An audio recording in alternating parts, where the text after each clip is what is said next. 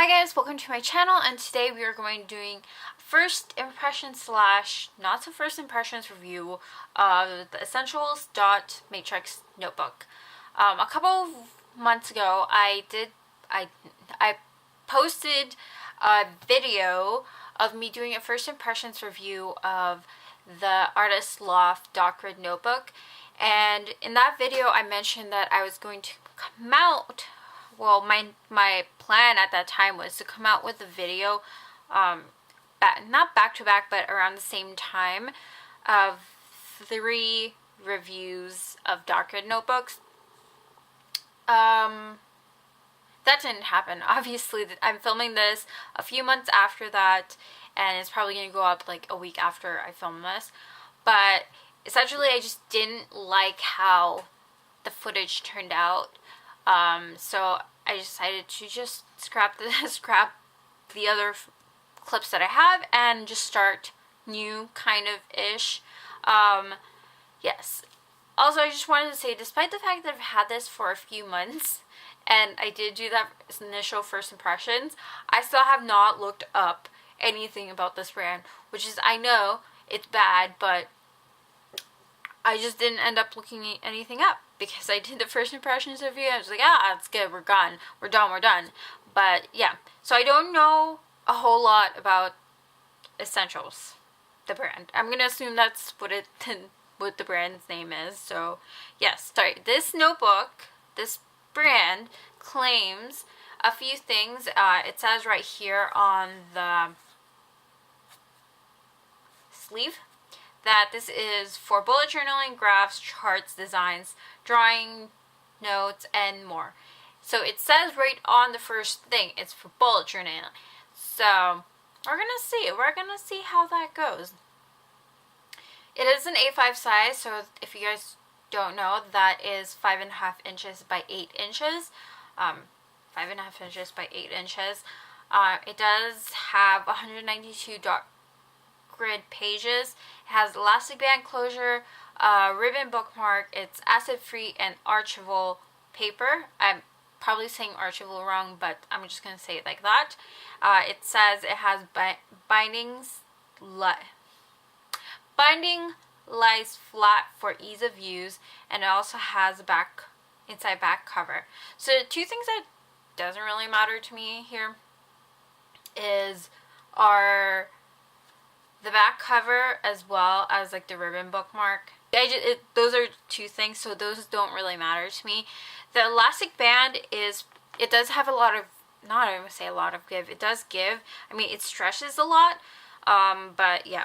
And I like how thick it is because in my Rhodia notebook, I'm just grabbing my Rhodia notebook,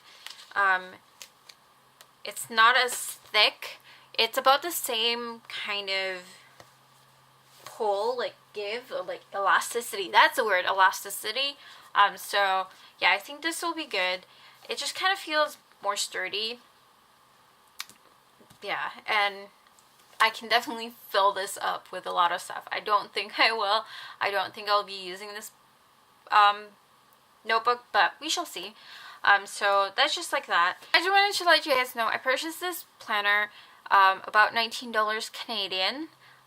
I'm emphasizing the word Canadian dollar here because I paid $19. And on the sleeve it says in US dollars it is $12.99.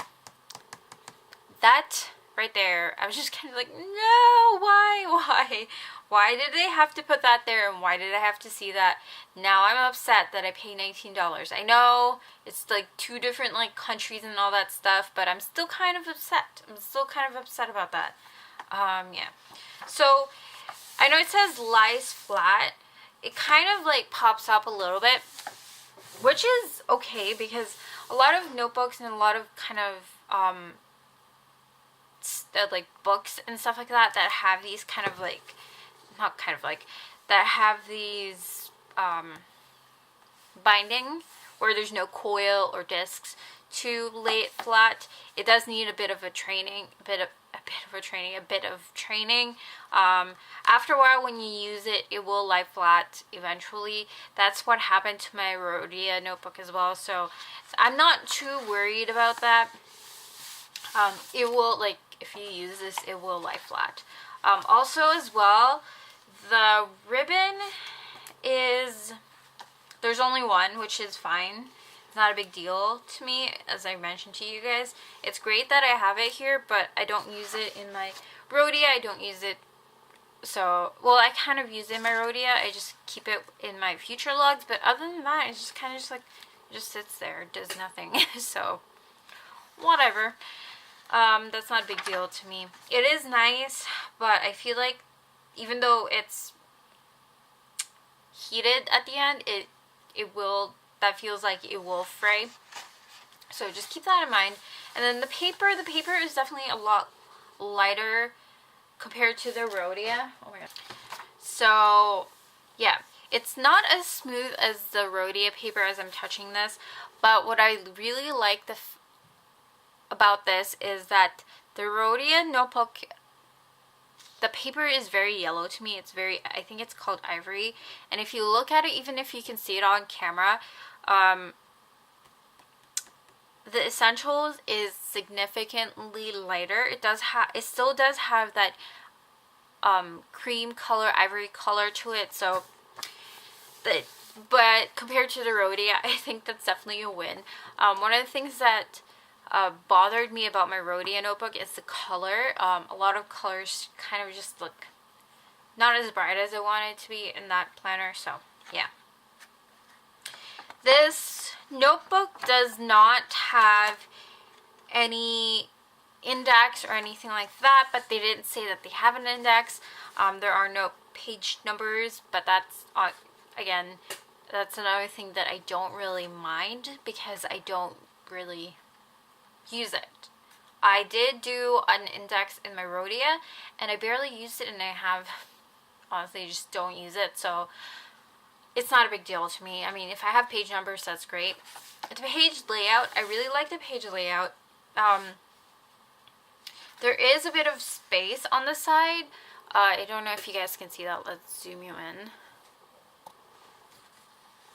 Okay, so you guys can kind of see that there's like a little bit of a space on the side, but I'm okay with that because for the most part it's very coherent, cohesive, not coherent, very cohesive throughout the page.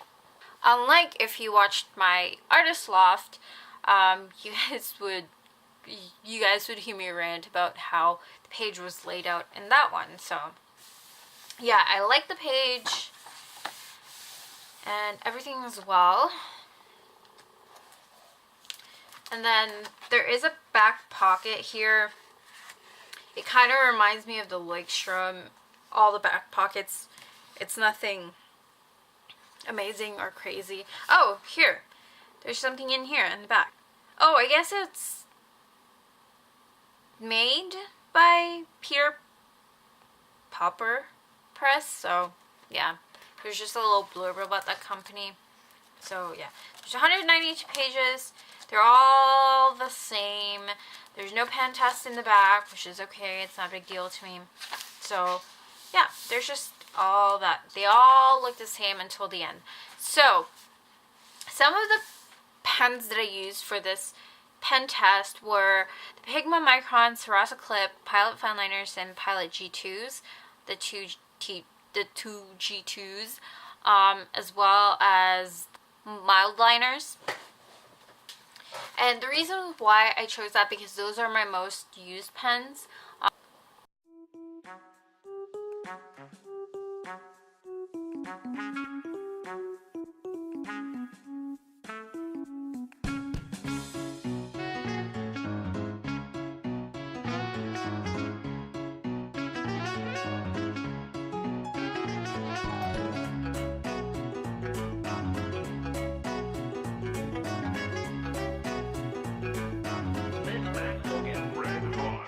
Now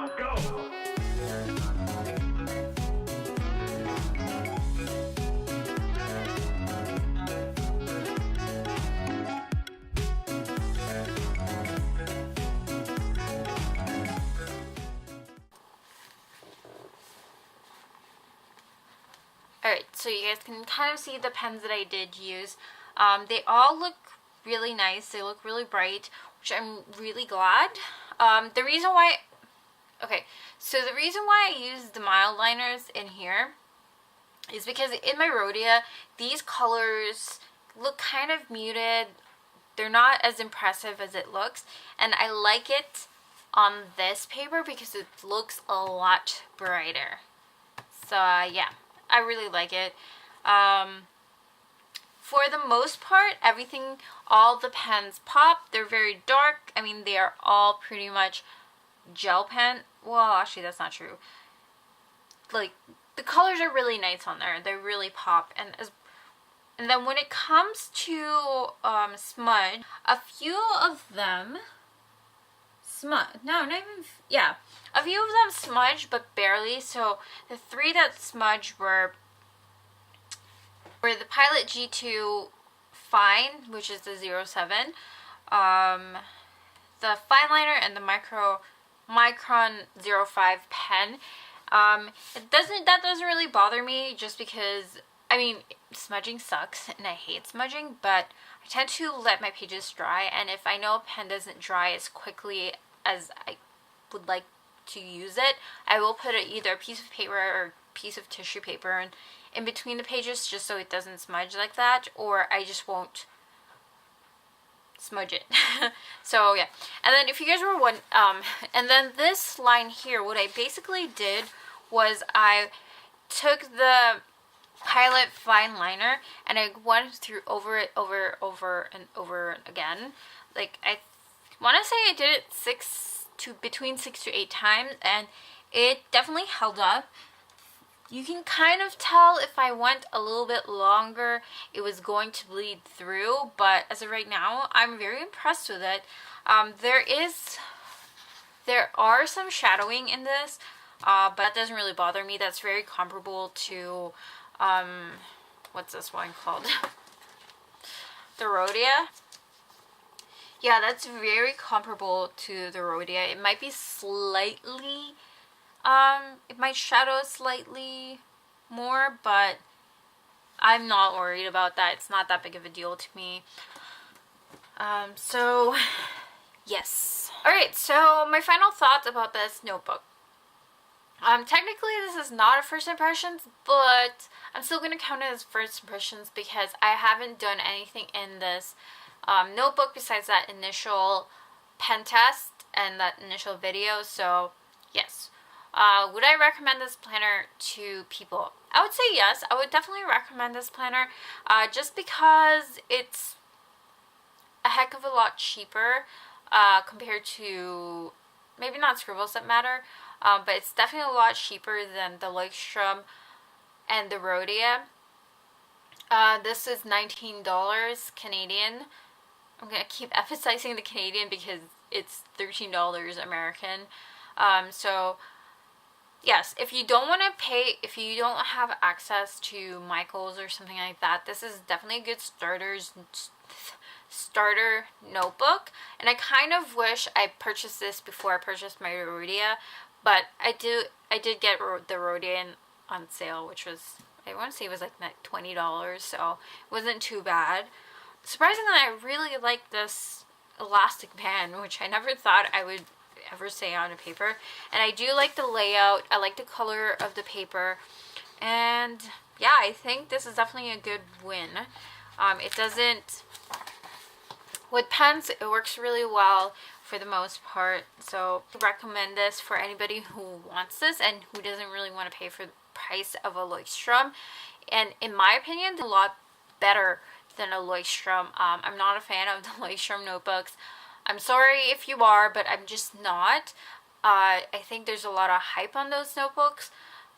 So yeah, if you see this on Amazon and it's in a decent price, that's lower than $25 here in Canada, then you're golden. Snatch it up, use it up. Yes, that's it. If you like this video, give this video a thumbs up and subscribe if you're not already, and hit that bell notification button if you want to be notified of all the videos that I post. And yeah, until next time, bye.